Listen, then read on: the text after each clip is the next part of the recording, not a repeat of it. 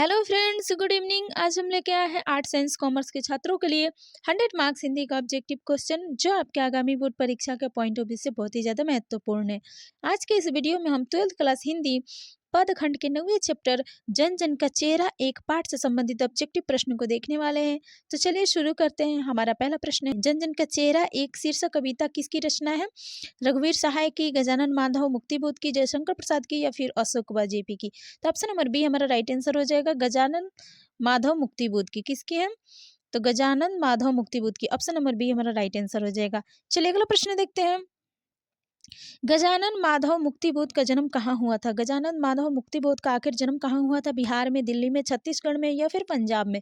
तो option number C हमारा right answer हो जाएगा, छत्तीसगढ़ में। कहाँ हुआ था? तो छत्तीसगढ़ में। ऑप्शन नंबर सी हमारा राइट आंसर हो जाएगा। चलिए अगला प्रश्न देखते हैं।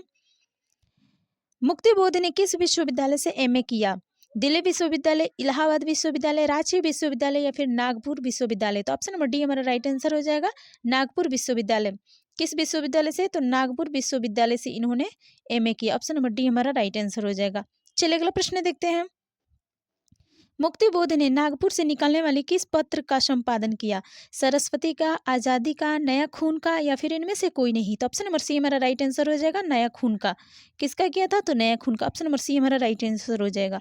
चलिए अगला प्रश्न देखते हैं। मुक्तिबोध ने दिग्विजय महाविद्यालय राजनांद गांव में प्रधानाध्यापक के पद पर कब से काम करना प्रारंभ किया? 1956 ईस्वी से, 1958 ईस्वी से, 1960 ईस्वी से या फिर 1962 ईस्वी से? तो ऑप्शन नंबर बी हमारा राइट आंसर हो जाएगा, 1958 ईस्वी से। कब से किया था? तो 1958 ईस्वी से। ऑप्शन नंबर बी हमारा राइट आंसर हो जाएगा। चलिए अगला प्रश्न देखते हैं। मुक्तिबोध ने नागपुर के प्रकाशन तथा सूचना विभाग में किस रूप में नौकरी की? किस रूप में नौकरी की आखिर थी? यहाँ पे में होना चाहिए। किस रूप में नौकरी की? पत्रकार के रूप में, संवाददाता के रूप में, संपादक के रूप में या फिर इनमें से कोई नहीं? तो ऑप्शन नंबर ए हमारा राइट आंसर हो जाएगा, पत्रकार के रूप में। किस रूप में इन्होंने नौकरी की? तो पत्रकार के रूप में। ऑप्शन नंबर ए हमारा राइट आंसर हो जाएगा। चलिए अगला प्रश्न देखते हैं। मुक्तिबोध निराला किस तरह के कवि हैं? मुक्तिबोध निराला जी आखिर किस तरह के कवि हैं? पलायनवादी, सामान्य, क्रांतिकारी या फिर इनमें से कोई नहीं? तो ऑप्शन नंबर सी हमारा राइट आंसर हो जाएगा, क्रांतिकारी। ये किस तरह के कवि हैं? तो क्रांतिकारी कवि हैं। ऑप्शन नंबर सी हमारा राइट आंसर हो जाएगा। चलिए अगला प्रश्न देखते हैं। मुक्तिबोध के कविता संग्रह का नाम क्या है?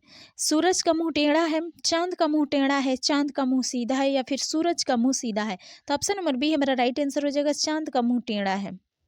कविता संग्रह है चांद का मुंह टेढ़ा है। ऑप्शन नंबर बी हमारा राइट आंसर हो जाएगा।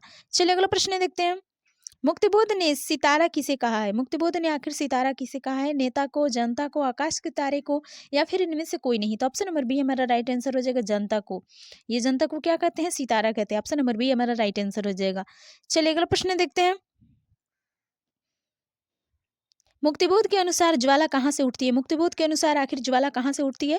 जनता से, आग से, ज्वालामुखी से, इनमें से कोई नहीं? तो ऑप्शन नंबर ए हमारा राइट आंसर हो जाएगा, जनता से। किससे उठती है? तो जनता से। ऑप्शन नंबर ए हमारा राइट आंसर हो जाएगा। चलिए अगला प्रश्न देखते हैं। आज्ञे द्वारा संपादित तार सप्तक के कवि, एक कवि के रूप में कौन सामने आए? रघुवीर सहाय, जयशंकर प्रसाद, मुक्तिबोध या फिर इनमें से कोई नहीं? तो ऑप्शन नंबर सी हमारा राइट आंसर हो जाएगा, मुक्तिबोध। कौन आए थे? तो Muktibodh, Gajanan Madhav Muktibodh. Option number C हमारा राइट आंसर हो जाएगा। चलिए अगला प्रश्न देखते हैं।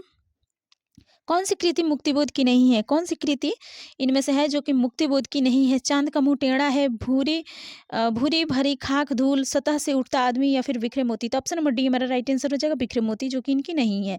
ठीक है, ऑप्शन नंबर डी हमारा राइट आंसर हो जाएगा। चलिए अगला प्रश्न देखते हैं। कौन सी कृति मुक्तिबोध की नहीं है? कौन सी कृति मुक्तिबोध की नहीं है? इतिहास और संस्कृति, चंद्रगुप्त, काठ का सपना या फिर विपात्र? तो ऑप्शन नंबर बी हमारा राइट आंसर हो जाएगा, चंद्रगुप्त।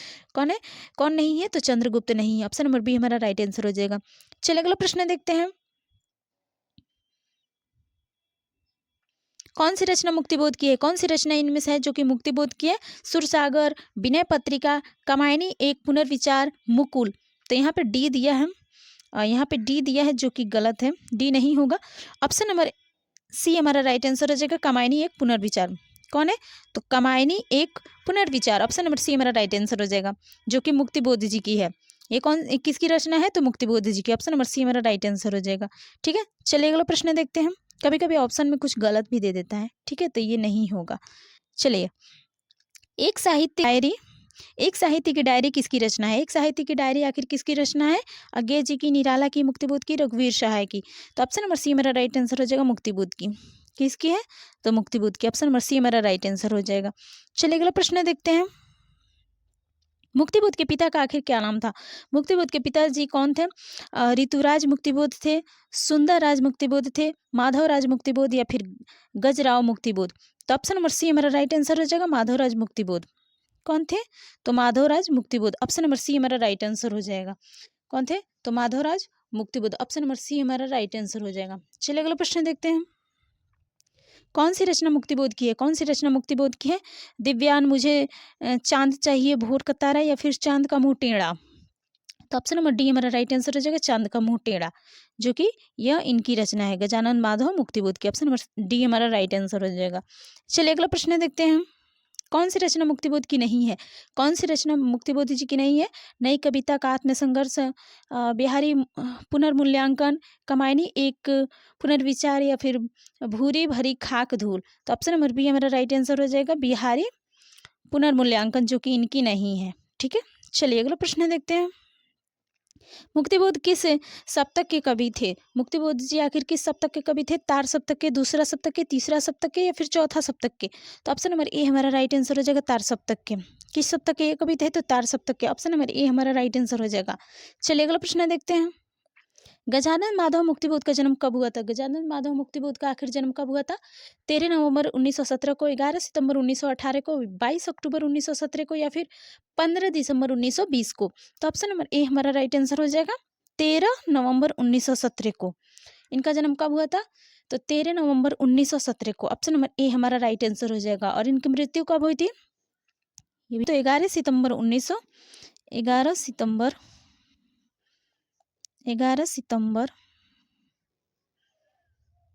सितंबर 1964 को उनकी मृत्यु कब हुई थी? तो 11 सितंबर 1964 को। याद रखिएगा, कभी पूछ सकते हैं। ठीक है, चलिए अगला प्रश्न देखते हैं। मुक्तिबोध की माँ का क्या नाम था? मुक्तिबोध जी के आखिर माँ का क्या नाम था? पुतलीबाई, पार्वतीबाई, अंबिकाबाई या फिर राधाबाई? तो ऑप्शन नंबर बी हमारा राइट आंसर हो जाएगा पार्वतीबाई। क्या नाम था इनकी माँ का? तो पार्वतीबाई। ऑप्शन नंबर बी हमारा राइट आंसर हो जाएगा। और पिताजी इनके माधवराज मुक्तिबोध थे। कौन थे? माधवराज मुक्तिबोध। आपका क्या नाम था? तो पार्वतीबाई। और पिताजी इनके कौन थे? तो माधवराज मुक्तिबोध। ठीक है, याद रखिएगा। चलिए अगला प्रश्न देखते हैं। मुक्तिबोध ने किसका संपादक किया? मुक्तिबोध ने आखिर किसका संपादन किया? आजादी का, नया खून का, कर्मवीर का या फिर सरस्वती का? तो ऑप्शन नंबर बी हमारा राइट आंसर हो जाएगा नया खून का। किसका किया था? तो नया खून का। ऑप्शन नंबर बी हमारा राइट आंसर हो जाएगा। चलिए अगला प्रश्न देखते हैं। कौन सी कृति मुक्तिबोध की है? कौन सी कृति इनमें से है जो कि मुक्तिबोध की है?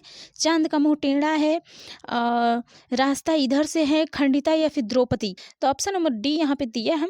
ऑप्शन नंबर डी दिया है लेकिन नहीं होगा, ये गलत है। ऑप्शन नंबर ए हमारा राइट आंसर हो जाएगा चांद का मुंह टेढ़ा है। कौन सी कृति गजानन माधव मुक्तिबोध की है? तो चांद का मुंह टेढ़ा है। ठीक है, ऑप्शन नंबर ए हमारा राइट आंसर हो जाएगा। कभी कभी ऑप्शन में गलत भी दे देता है। ठीक है, चलिए अगला प्रश्न देखते हैं।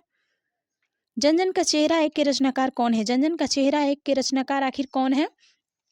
गजानन माधव मुक्तिबोध से हैं, अज्ञे हैं, रघुवीर सहाय जी या फिर ज्ञानेंद्र पति? तो ऑप्शन नंबर ए हमारा राइट आंसर हो जाएगा गजानन माधव मुक्तिबोध। कौन है? Gajanan Madhav Muktibodh. Option number A हमारा राइट आंसर हो जाएगा। चलिए अगला प्रश्न देखते हैं हम। मुक्तिबोध की कविता कौन सी है? मुक्तिबोध की आखिर कविता कौन सी है? गांव का घर, जन जन का चेहरा एक है, उषा या फिर पुत्र वियोग? तो ऑप्शन नंबर बी हमारा राइट आंसर हो जाएगा जन जन का चेहरा एक। कौन सी है? तो जन जन का चेहरा एक, जो कि गजानन माधव मुक्तिबोध जी की है। ठीक है, चलिए अगला प्रश्न देखते हैं। नए साहित्य का सौंदर्य शास्त्र के लेखक कौन है? नए साहित्य का सौंदर्य शास्त्र के लेखक आखिर कौन है? ओम प्रकाश वाल्मीकि है, मुक्तिबोध है, हजारी प्रसाद द्विवेदी या फिर डॉक्टर नागेंद्र? तो ऑप्शन नंबर बी हमारा राइट आंसर हो जाएगा मुक्तिबोध। कौन है? मुक्तिबोध जी। ठीक है, चलिए अगला प्रश्न देखते हैं। कमायनी एक पुनर्विचार के रचयिता कौन है? कमायनी एक पुनर्विचार के आखिर रचयिता कौन है? डॉक्टर नागेंद्र जी हैं, डॉक्टर रामविलास शर्मा है या फिर मुक्तिबोध या फिर नंद दुलारे वाजपेयी? तो ऑप्शन नंबर सी हमारा राइट आंसर हो जाएगा मुक्तिबोध। कौन है? Gajanan Madhav Muktibodh. Option number C हमारा राइट आंसर हो जाएगा। आज का हमारा ऑब्जेक्टिव यहीं पे समाप्त होता है। मिलते हैं फिर नेक्स्ट वीडियो में। तब तक आप सभी हंसते रहिए, मुस्कुराते रहिए और खूब मन लगाकर अपनी पढ़ाई करते रहिए। वीडियो पसंद आए तो लाइक ज़रूर कीजिएगा और डेली ऐसी वीडियो पाने के लिए हमारे चैनल को सब्सक्राइब भी कीजिएगा और अपने दोस्तों के पास ज़्यादा से ज़्यादा शेयर कीजिएगा। Thank you.